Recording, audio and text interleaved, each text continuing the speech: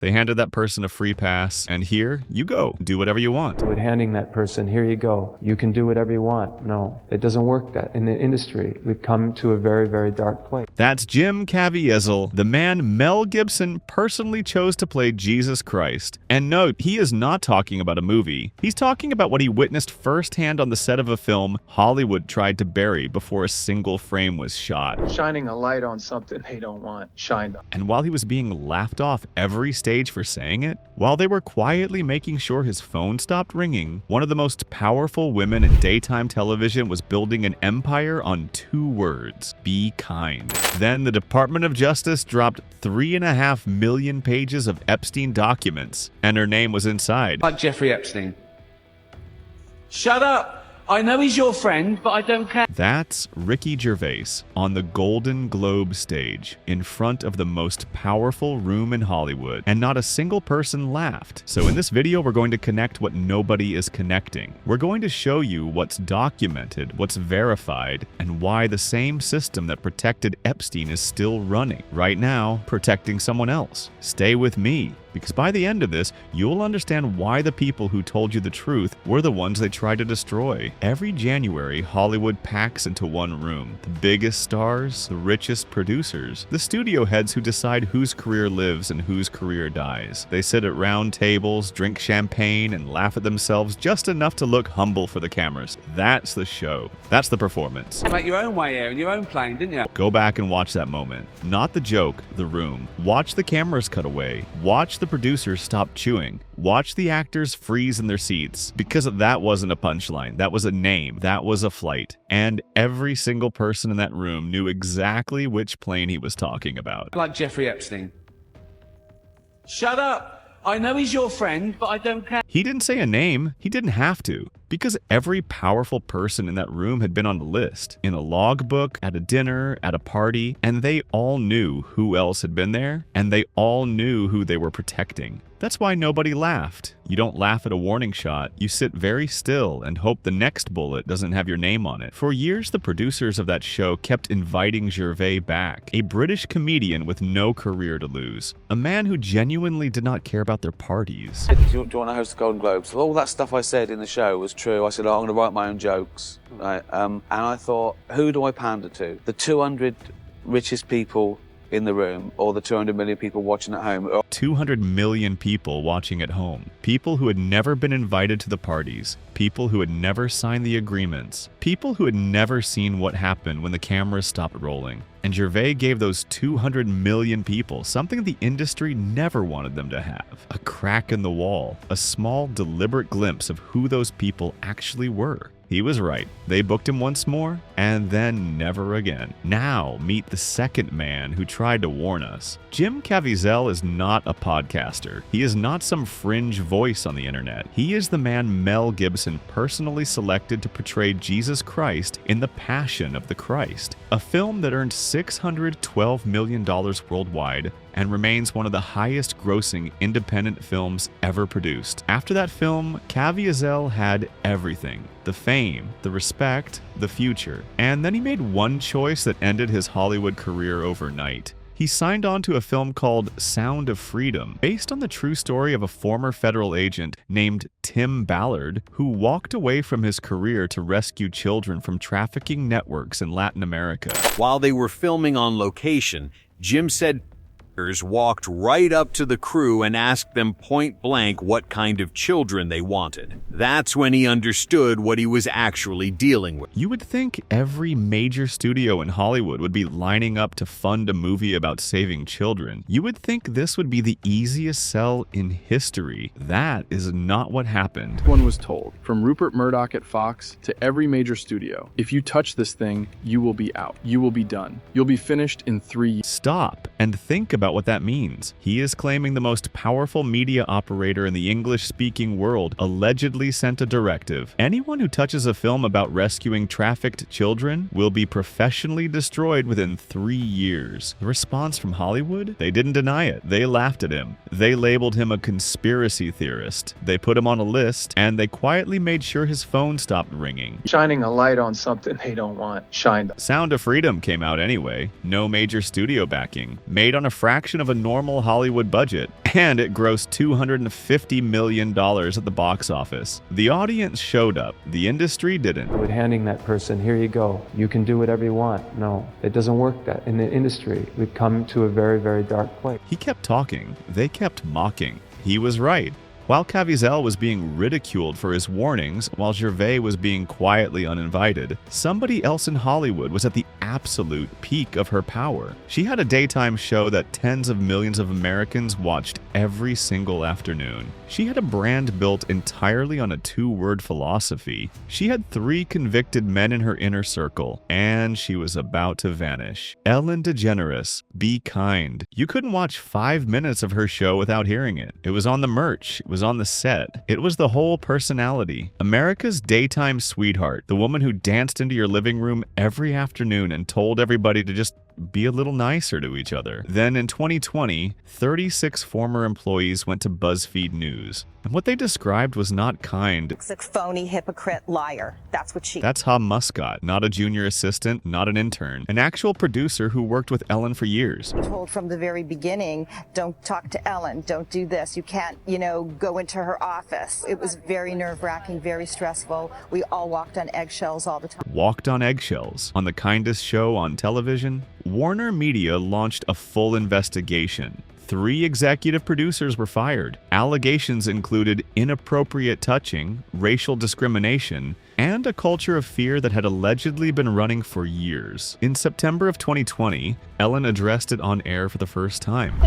I am that person that you see on TV. I am also a lot of other things.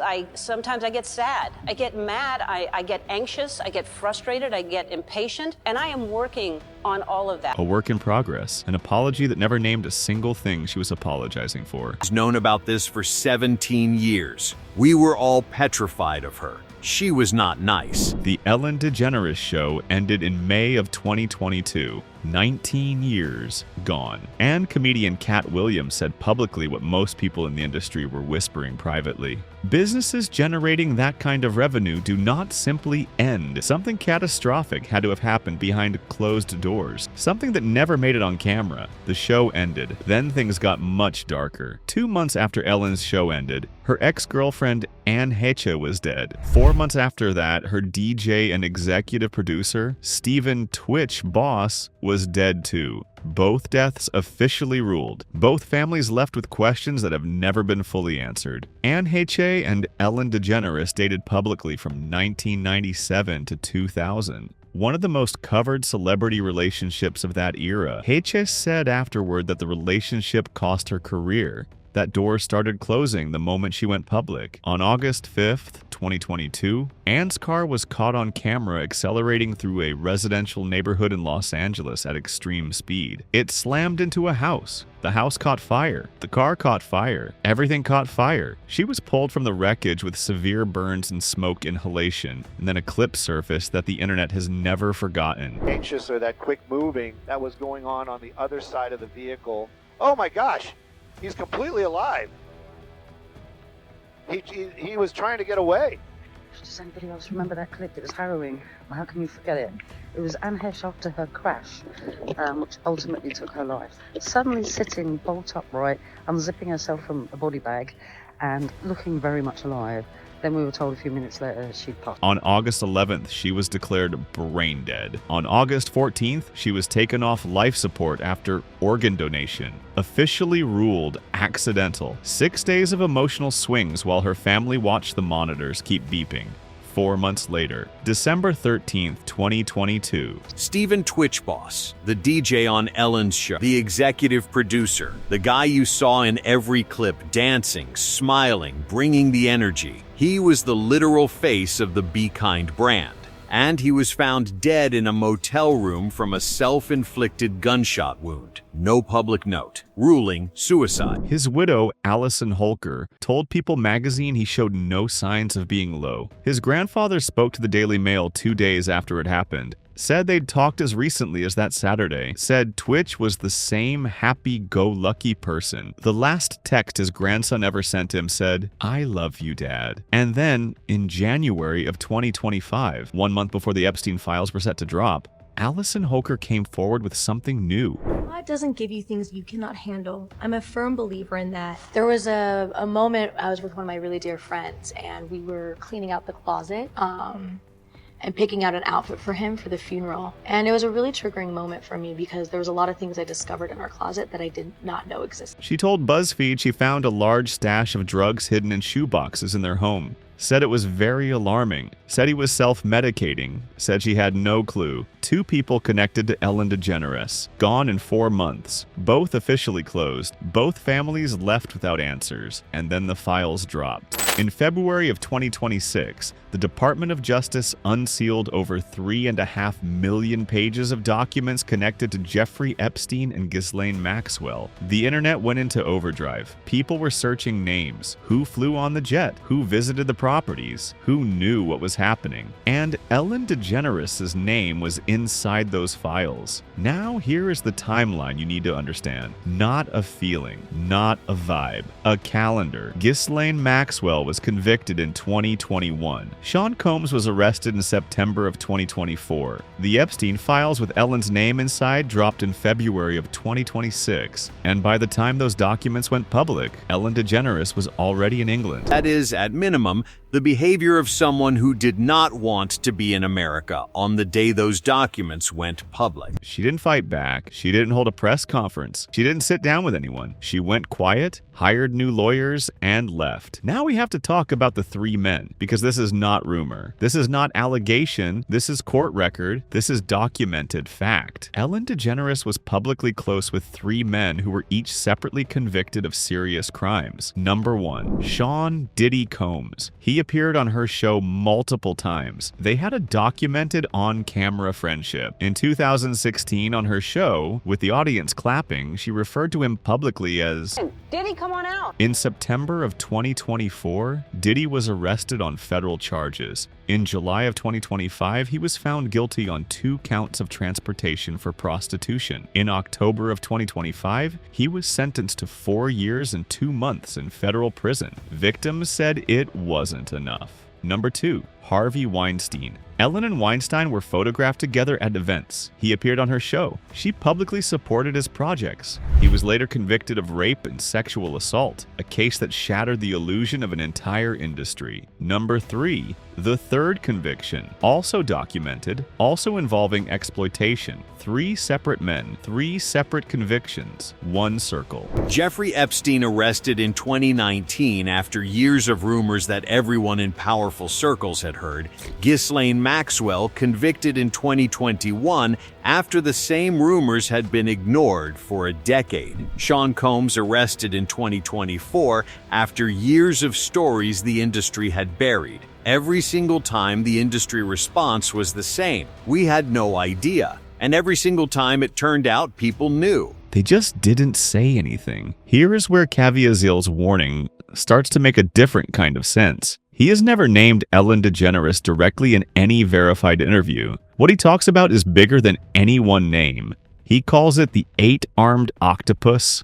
You can cut off 1 arm, 1 producer, 1 host, 1 name, and the machine keeps going. The other arms keep moving. Remove 1 person, and the system stays intact. Everyone was told, from Rupert Murdoch, from Fox, to every studio, look, if you touch this thing, you will be out, you will be done.